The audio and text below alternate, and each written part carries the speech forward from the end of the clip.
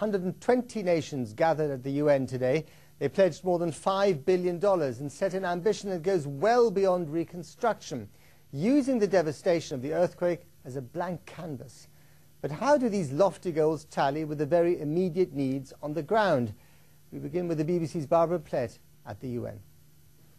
I declare open the International Donors Conference towards a new future for Haiti.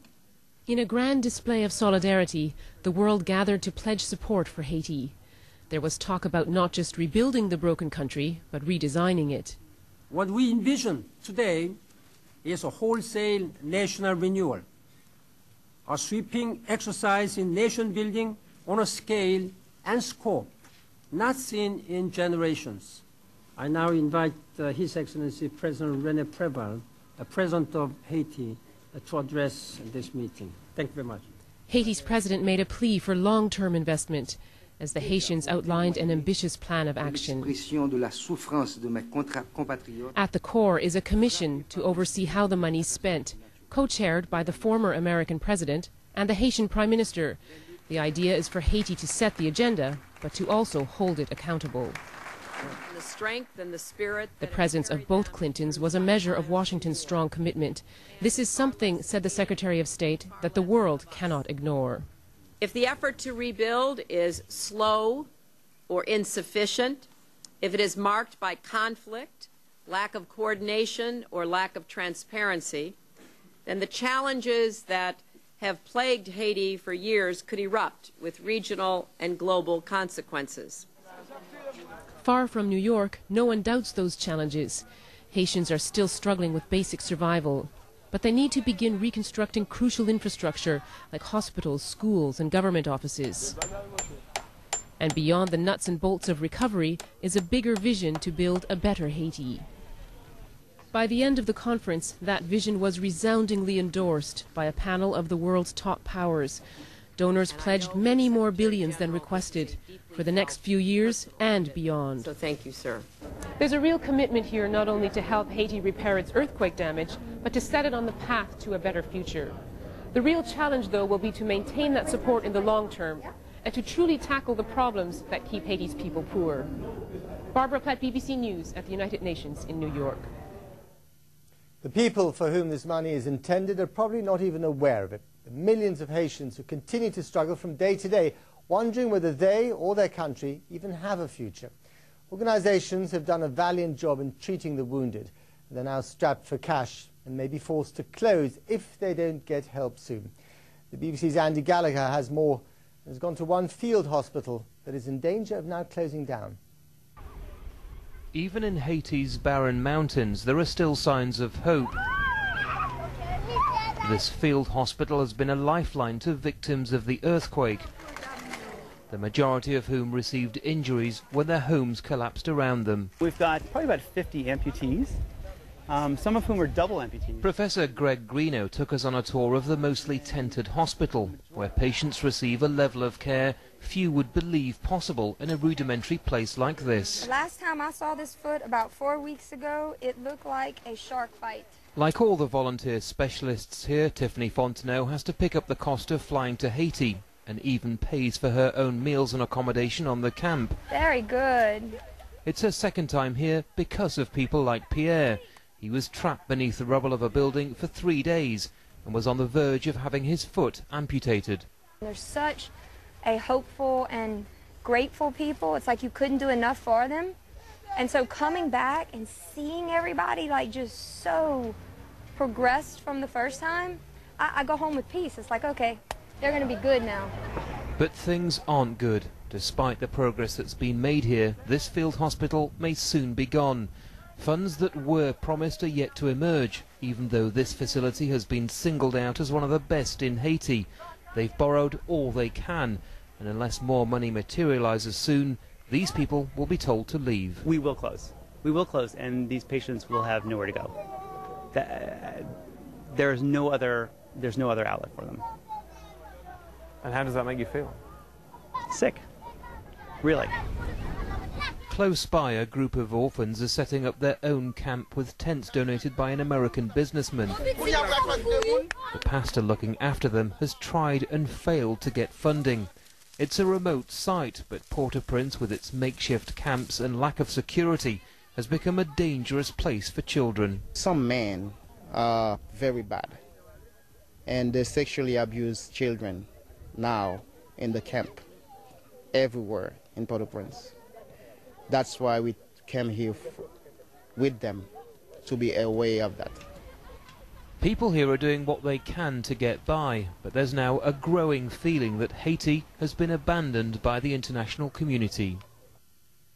Andy Gallagher reporting there. And as so often, success will ultimately be measured by the gap between money pledged and money spent. Well, for more on what the Obama administration is prepared to do in Haiti, I spoke with Susan Rice. She's the US ambassador to the United Nations. So what we've seen today is really quite extraordinary amounts of money pledged, but how soon will they be spent?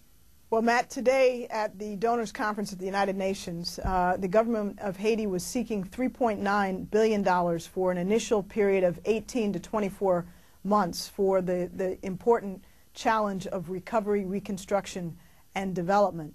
As of a few minutes ago, over 55 countries had pledged over $5 billion, far and above the goal that the government of Haiti has set. Much of that money we hope will begin to flow very quickly. It will be needed for everything from short-term budget support to infrastructure, agriculture, energy, health, and education, among the priorities that have been set by the Haitian government. So this is money for an initial short phase of 18 to 24 months. Therefore, it's expected and needed to flow quickly. And of course, there will be longer-term requirements beyond that period for the Haitians' government, the private sector, non-governmental organizations, and of course, donor governments like ours and many others. And from what Ban Ki-moon said today, it sounds that this isn't just a case of nation rebuilding, but nation reinvention. Well, the motto of this conference today, led by the government of Haiti and co-chaired by the United States Secretary Clinton and UN Secretary General Ban Ki-moon, was to build back Haiti better. It's not sufficient to aim for the status quo ante, which in Haiti was still one of tremendous poverty and underdevelopment.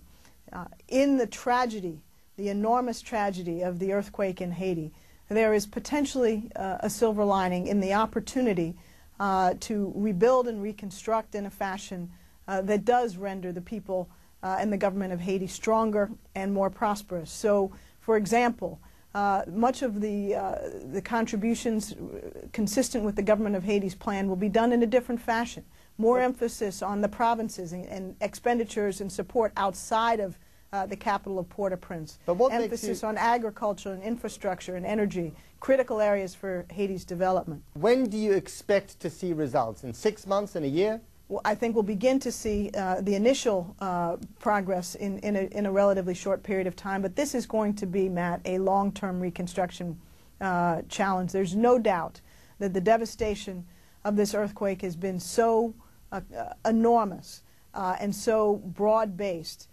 With over 250,000 people lost their lives, 1 million without homes. This is going to take years and years, and President Obama and the leaders that were represented today at the UN have all said that they are committed to a sustained long-term support for Haiti, just as we have done from the very first days. Ambassador Rice, thank you very much indeed. Thank you. And on our website you can read a first-person account of what Haiti is like today, nearly 3 months after the earthquake. Carol Pedra in Port-au-Prince has been posting updates on Twitter since the disaster. He gives us his assessment on how far his home country has come since that devastating day in January. This week, a teenage girl was rescued alive from under a collapsed house in Port-au-Prince 15 days after Haiti's earthquake.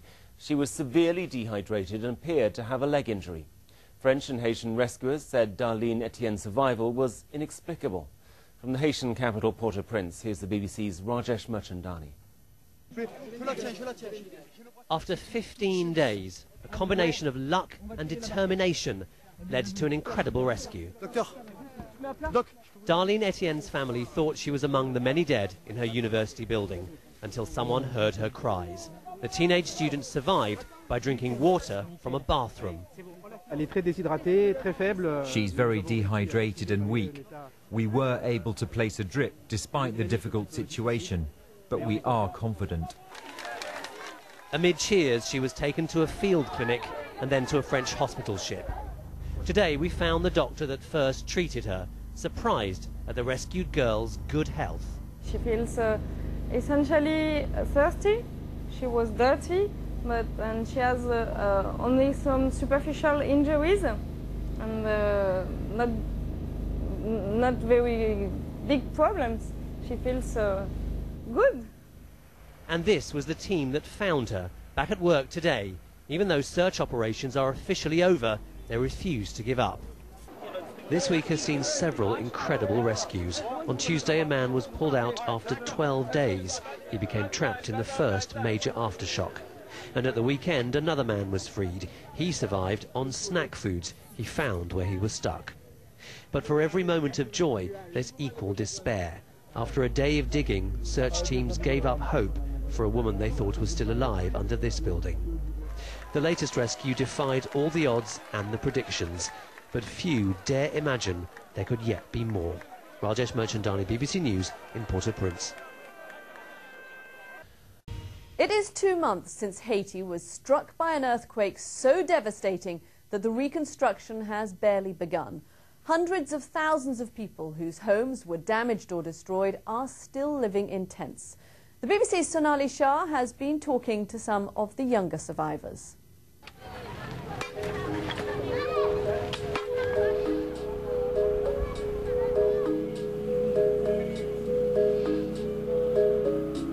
When you watch kids playing in Haiti, it's easy to forget just how much they've been through. But when you look closely at what their kites are made of, twigs and old plastic bags, and where they're playing, in a field full of tents, you get a clue to how much they've lost.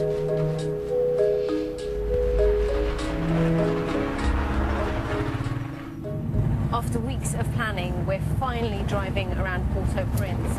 When I'd seen all those pictures on the telly, I had been a little bit nervous about coming here. But apart from all the chaos back at the airport, things do seem pretty calm out on the streets. But seeing the damage up close, that's been really shocking. More than 200,000 people died in the earthquake, which hit almost 2 months ago on January the 12th. One of them was 14-year-old Francisco's brother. When it came and I grabbed him, there was another boy in front of the door. I grabbed his hand and told my brother to follow me, and we ran. When we got away from the building, the side of the building crashed, and he was a little bit too late. So. How is your family now? We're doing okay. But you must think about him a lot. Yeah. Haiti is the poorest country in this part of the world, so I was really surprised to hear that lots of millionaires live here. In fact, before the earthquake, some of the country's richest people used to come here to play golf. But let me show you what the course has now turned into. The biggest survivor camp in the whole of Haiti. There are up to 50,000 people living down there. There have been dozens of aftershocks. People are so frightened of them that many are living in tents even though their houses are still standing. That's what Bachelet and his family are doing.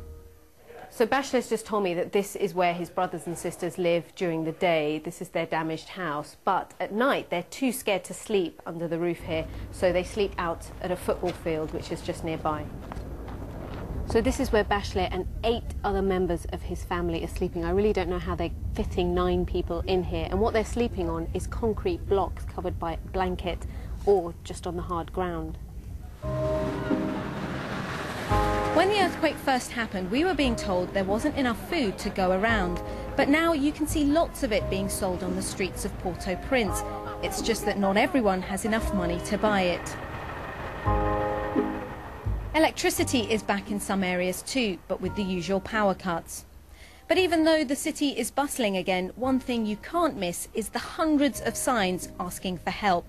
They're everywhere you go. There's even one outside the Prime Minister's house. The BBC's Sonali Shah reporting there from Haiti.